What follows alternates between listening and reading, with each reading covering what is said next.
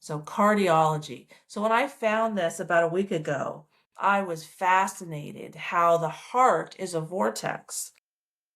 And one of the ways they know the heart is a vortex is that blood flows in a spiral inside the fetus before the physical heart is even formed. The field is the sole governing agency of the particle. And why does it move in a spiral? Because that's more flexible and provides more strength. A straight line is easily breakable, but a spiral provides a lot more stability.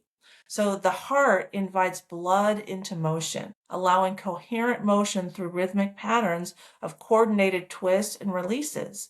It doesn't pump. It's physiologically, also like based on laws of physics, impossible for one muscle in the center to pump thick fluid through 60,000 miles of veins, which each human has. Okay? It creates an energetic vortex. Blood naturally flows in a spiral as it is the most energy efficient and turbulent reducing ways to move matter. This movement pattern emphasizes the vortex created by the heart.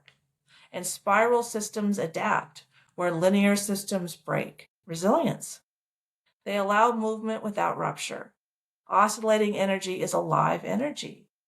So let's take a look at this. I gotta change to the Instagram here. This video that tells us all about it.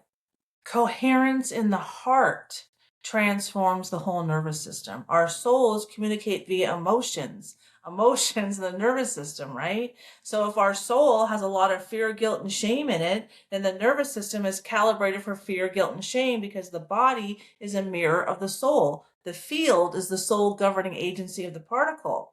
But when your soul has love, compassion, and enlightenment because you've transformed that fear, guilt, and shame into the wisdom and knowledge, then what's coming out of your heart is love, compassion, and enlightenment. And the electromagnetic field just talked about is 5,000 times stronger around the heart than the brain.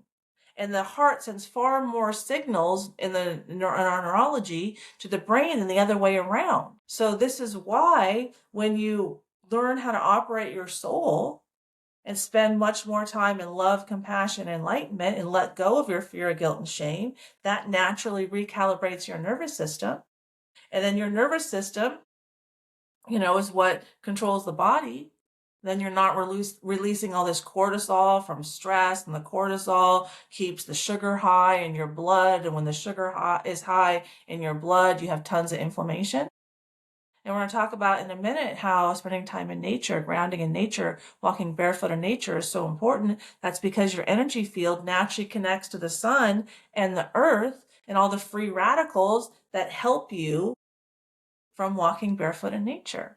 But when we spend all of our time in the city, disconnected from ourselves, disconnected from nature, then we get really sick.